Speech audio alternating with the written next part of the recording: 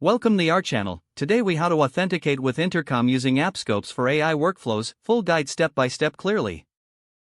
First, navigate to the Intercom Developer Hub. Log in to your Intercom account.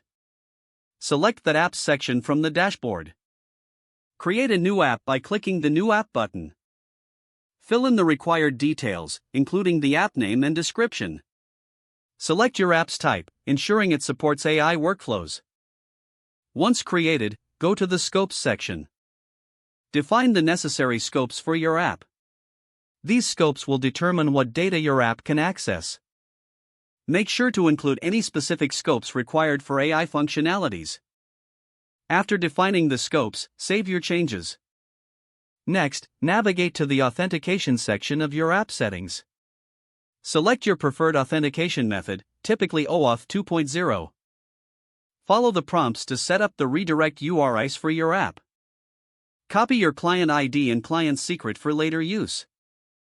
Now, implement the authentication flow in your code.